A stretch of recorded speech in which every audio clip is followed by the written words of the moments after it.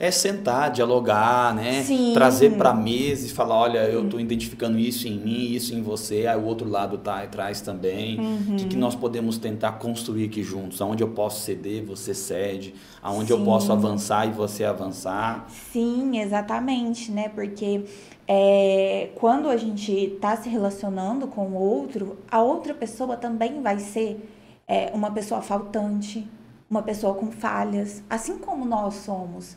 E às vezes é mais fácil a gente tolerar, né, ou às vezes não perceber as nossas próprias falhas, as nossas próprias faltas, né, e talvez focar muito mais no que está faltando pra gente, sem a gente realmente olhar para aquela pessoa, né, olhar para o outro e pensar, tá, mas o que está faltando ali, né? E isso, novamente falando de relações que estão enfrentando problemas, né, de sofrimento, angústias, né, não entrando no tópico de relações abusivas, né, Etc. de questões psicológicas, porque aí a gente entra num outro campo, né? Crimes, tem coisa aí que, inclusive, dependendo, a gente pode estar falando, tolera um crime. Não, a gente está Não, deixando dentro das possibilidades. Ó, isso. para encaixar, tem uma pergunta aqui que até vai, talvez, explicar melhor esse assunto que nós abordamos, né? Porque às vezes a pessoa está lá em casa, lá assistindo, etc. E, poxa, e ela faz a seguinte pergunta. Cara, porque no início do relacionamento tudo assim parece que é incrível, né? Aí a minha pergunta para você, o que acontece depois que passa essa fase? Porque o início, assim, aquela fase do primeiro amor, da paixão, gritando, você vê assim, cara, é maravilhoso. O que acontece que parece que assim, depois que passa a fase inicial, parece que vem, sei lá, vem uma bugada em alguns relacionamentos. Porque muitas pessoas, quando a gente conversa com elas falam assim, cara, eu estava vivendo um momento incrível. Foi assim, foi assim, foi assim.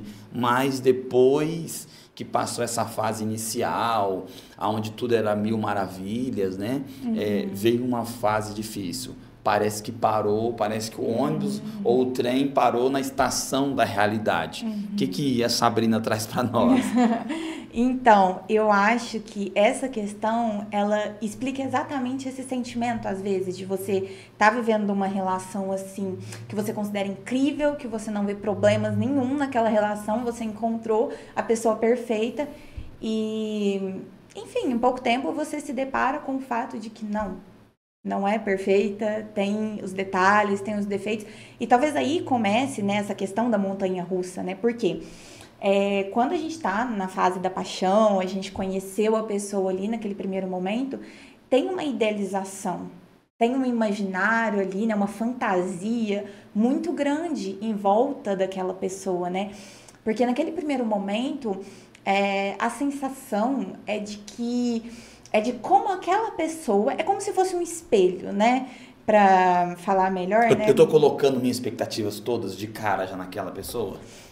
Depende. Tem pessoas que colocam, só jogam todas as expectativas de Tipo assim, o que eu não cara. vivi com meu pai, com meus amigos, em outros relacionamentos, agora tá muito maravilha, acho que essa pessoa é a salvação. Aí ela põe tudo em cima da outra. Exatamente. E ao mesmo tempo, ela não está vendo aquela outra pessoa, porque ela está pensando nela, nas expectativas dela, nas angústias, nos sofrimentos, no que ela gostaria de viver num relacionamento, né? Então, assim, essa pessoa, ela é muito carinhosa, essa pessoa faz tudo por mim, ela tá ali 100% do tempo, ela tem tempo pra mim, ela me pergunta onde eu tô, aquele cenário, assim, às vezes que é perfeito, né, pra aquela pessoa. Só que será que ela realmente tá vendo aquela pessoa? Né? Aí que na fase da paixão, né, a gente coloca que não. A gente tá vendo meio que um reflexo ali, um reflexo do nosso desejo, do nosso querer, e aí a gente tá colocando aquilo naquela pessoa. E aquela pessoa é como se ela estivesse dando conta daquilo, porque é tudo muito lindo, maravilhoso, e aquela pessoa também, se a gente está fazendo isso com a pessoa também está fazendo isso com a gente. Então a gente está sendo aquele ser que está suprindo todas as necessidades dela e que a gente está ali, né, fazendo de tudo e somos perfeitos, né? Na paixão nós somos perfeitos. E aí passa, porque em algum momento a gente vai ter que perceber o outro, né? E no momento que a gente percebe o outro, né? Eu acho que até gera uma questão, assim, quando se fala nesse perceber o outro, porque aí podem falar, né? Já ouvi muito isso, que é tipo assim, não, mas eu tava vendo a pessoa, eu tava me relacionando com ela, eu vi ela todos os dias. Só que ela mudou. E aí, quando vai voltando, às vezes, né? Vejo essa questão muito em pacientes também, na minha própria vida pessoal, de amigas minhas. Quando você volta um pouco naquele lugar da paixão, naqueles momentos que você estava vivendo, você já começa a perceber que tinham sinais ali de como aquela pessoa estava existindo e como ela era. E é aquilo que você vai ver quando se torna o sentimento do amor ali, né? Tipo, e aí, quando você tá com aquele sentimento já tentando construir um amor, né? Pós aquela paixão, aí que vem a questão, que é, mesmo você percebendo que aquela pessoa que está na sua frente, né? Que você está se relacionando, é um ser faltante também. Tem as faltas, tem os desejos, né, dela. Tem as coisas que ela gostaria que você preenchesse nela também, né? Com tudo isso, você ainda vai permanecer? Você vai ficar? Porque talvez seja esse o momento que vai se tornar uma montanha-russa, que é os dois querendo o próprio desejo ali, completar a própria falta e percebendo que talvez não seja possível isso, né? E provavelmente vai ser impossível que aquela pessoa complete tudo que está faltando em você, né? Porque se você mesmo não consegue completar aquilo, se você mesmo não passou por cima disso, né, de alguma maneira, né, como é que o outro vai completar isso em você? Então, quando você se depara com um ser humano que tem sentimentos, que antes você estava prestando atenção só nos seus sentimentos, né, quando você se depara com isso, é que vem a questão do continuar ou acabar. É o divisor de águas. Exatamente, é um divisor de águas. É o divisor de águas, porque aí eu acho que está mais claro. Por quê? Porque aí eu consigo tomar decisões com mais argumentos na mesa. Uhum. De topo seguir em frente, que eu sempre digo assim, Sabrina, tem coisas na vida, ou a vida é assim, mas eu sempre digo, às vezes, quando envolve relacionamento, que muita coisa depende do preço que a gente quer pagar. Você está disposto a pagar esse preço? E aí, você descobriu, você conheceu, você sabe que essa pessoa pode mudar amanhã, pode não mudar, mas o que você tem em mãos hoje, os argumentos que você tem em mão, o que você tem de sólido em sua mão, já é algo que te traz uma certa luz. E agora você precisa definir. Sigo, não consigo conviver com essa parte. Preciso tomar uma decisão, porque eu acho também que nós somos chamados por um ponto muito importante, é de sermos também protagonistas da nossa própria história. Sim. Porque às vezes a nossa história fica muito na mão do outro e nós esquecemos que as nossas decisões, as nossas escolhas, elas são de suma importância, né? Então, assim, eu vi uma frase, nunca esqueci ela, né? Que decisões definem destinos. Então, assim, ter a capacidade de tomar uma decisão baseado por aquilo que eu estou vendo, compreendendo agora, vendo agora, né? Igual você falou, olhando um pouquinho, voltando ao relacionamento, ou olhando um pouquinho de longe, ou com os pés no chão, eu acredito que a gente tem mais argumentos na mesa, a gente tem coisas mais palpáveis em nossas mãos, né? Algo que seja mais fácil de encostar. Poxa, eu estou vendo essa taça, ela está aqui, eu estou encostando nela. Beleza. Então, quando eu tenho essa compreensão, eu consigo decidir e compreender que as minhas decisões são importantes. Porque eu acho também que as pessoas são levadas para um campo importante. Elas compreenderem que tomar decisões é de suma importância. Arcar com as suas decisões e com as consequências que ela traz é muito importante. Porque às vezes, sabe o que eu percebo? Que as pessoas querem que alguém decida. Então ela chega na clínica para a Sabrina e ela fala assim, mas o que você acha? Mas eu tô certo, não tô? Então, ou às vezes eu no gabinete pastoral, às vezes alguém fala assim, não, mas eu tô certo, eu não tô, Natanael? Você concorda comigo? Então, assim, o que eu vejo? Que as pessoas talvez não querem fazer essa auto-reflexão, esse olhar para dentro. Por isso que eu acho tão importante, que acho que as pessoas deveriam fazer. Poxa, faz terapia, cara, se ouça, vai para um aconselhamento, aprenda a ouvir o outro, mas também a se ouvir, porque às vezes você vai se deparar com coisas, igual você falou, que você não estava vendo antes, mas agora você está vendo, mas é que eu acho que é decisivo, Sabrina. Sim. Agora você tem que tomar uma decisão. Sim, exatamente. E tem uma questão, né, que eu acho que é muito interessante que você trouxe sobre essa necessidade, às vezes, de jogar para o outro a responsabilidade de uma decisão que é sua, né? Você citou até a clínica, e eu acho esse um ponto assim, que é muito interessante, que é para você começar um processo de análise, realmente, tipo, iniciar um processo de análise, você tem que estar muito disposto. Mas assim, muito disposto mesmo.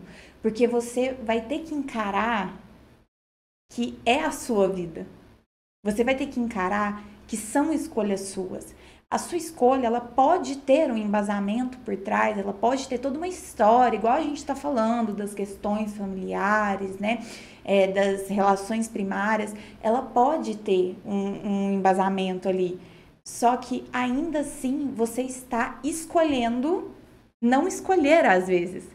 Porque até não escolher, deixar para outra pessoa decidir, é uma escolha. Porque você está dando para o outro o poder de guiar ali aquela situação. E aí às vezes não dá certo, não funciona, né? E aí fala, não, mas pra que eu fui deixar nas mãos de tal pessoa? Ou pra que eu fui seguir tal pessoa? E a questão é, você escolheu isso. Você escolheu seguir.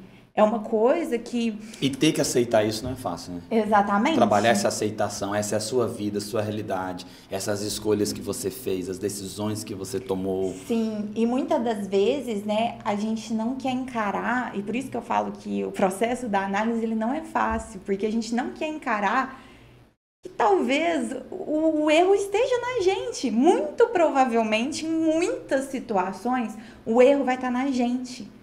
Nós que vamos estar errando, tanto com o outro, tanto com a gente mesmo. Porque através, né, dessas questões, até do nosso inconsciente mesmo, né? Quando a gente começa a trabalhar, que a gente começa a entender por que a gente está tomando decisões, por que a gente está tratando as pessoas de uma certa maneira, por que a gente está deixando as pessoas nos tratarem de uma certa maneira, né? Quando a gente traz isso para o consciente, significa que a gente vai ter que tomar uma decisão diante disso. É o que você falou. A gente vai ter que tomar uma decisão diante disso. E muitas das vezes a gente não quer.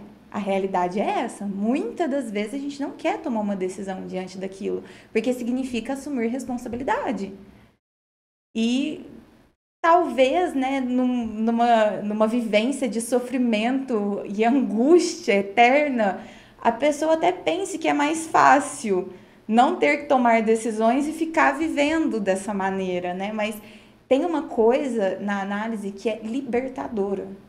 Eu falo assim, eu faço análise há muitos anos já, e tem uma coisa que eu acho que é libertadora na análise, que é você encarar os seus erros, você encarar a pessoa que você está sendo e você ter a possibilidade de mudar ali.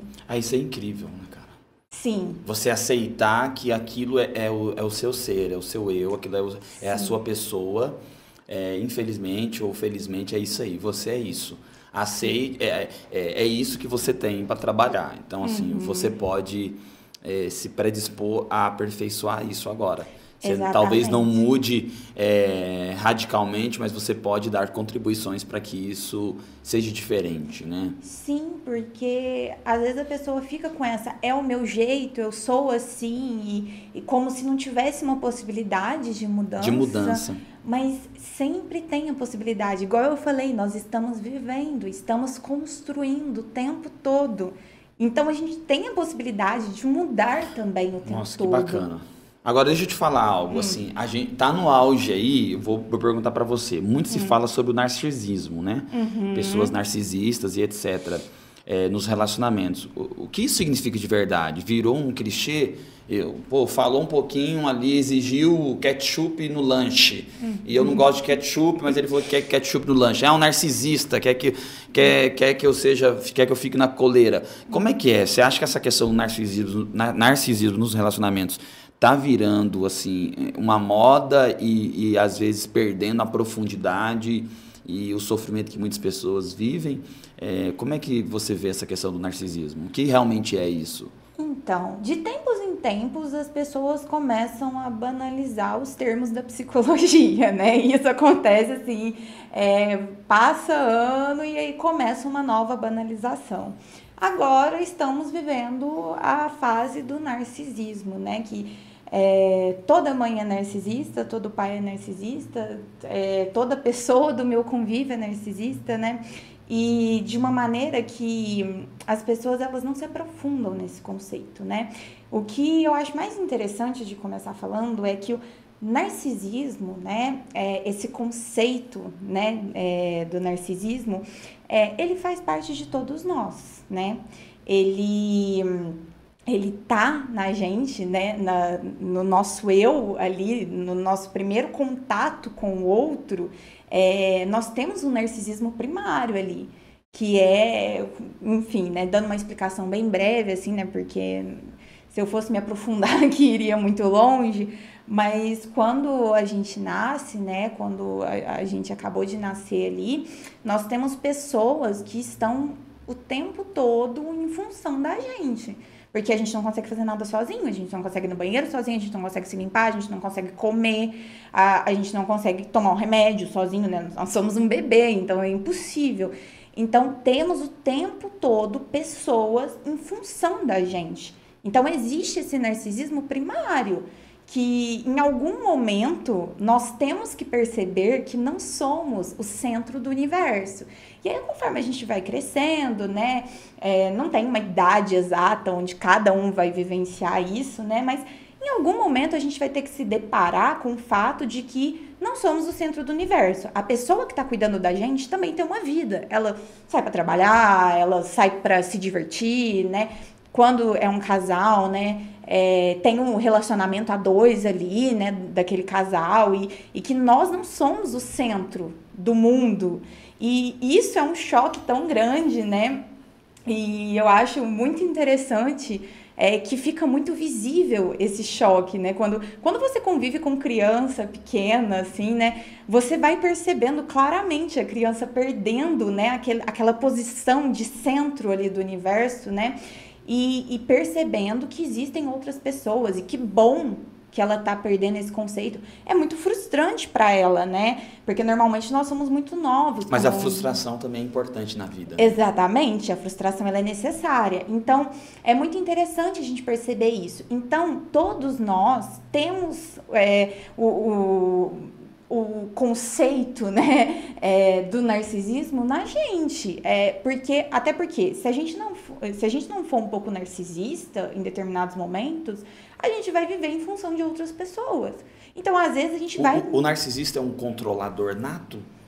Ou não necessariamente? Não necessariamente, porque a questão, né, do narcisista, né, quando a pessoa, ela é realmente, né, um narcisista patológico que a gente coloca, né, ele, de uma certa maneira, ele não é sempre, mas meio que precisa de uma afirmação ali. Ele tem que estar no centro. Isso, ele precisa de uma afirmação dele mesmo. Que ele é bom, que ele é capaz. Isso, exatamente. Só que de uma maneira que fica muito deturpada, porque ele ainda se considera o centro do universo. Então, tudo que as outras pessoas, né, estão fazendo é contra ele.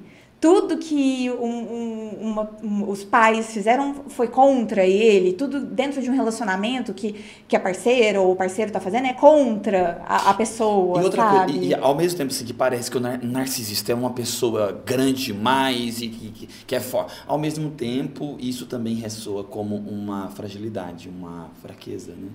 Uma pessoa vulnerável também, né? Exatamente, porque a pessoa, né, que ela tem o narcisismo patológico, né, ela tem essa necessidade de afirmação o tempo todo, de mostrar o quanto ela é boa, o quanto ela é superior, porque tem esse ar da superioridade, e justamente por isso, né, de ser superior, que as pessoas precisam estar ali, em volta dela, né, fazendo por ela. Lambendo ela, né? Exatamente, fazendo tudo por ela, né? Então, assim, dentro de uma relação, sim, existem pessoas que são narcisistas, patológicos e se relacionar com essas pessoas, né, é realmente... Difícil. Né? É difícil, é traumático muitas das vezes, né, porque você estar com uma pessoa que está o tempo todo pensando apenas nela... E unicamente nela, e que você tem que estar... Você vai ser sempre o errado, ela é a certa. Isso, em muitos momentos. E também ela sempre vai ser a pessoa que sabe a verdade, a detentora da verdade universal, e que, enfim, é como se existisse, mas para ela existe aquilo. Mas deve ser ruim. Não, assim, e realmente é traumático. Para muitas pessoas é um relacionamento traumático, porque você se vê ali numa posição onde você está sendo subjugado o tempo todo, colocado numa posição, né, de inferior àquela pessoa. Então, assim, é realmente muito difícil.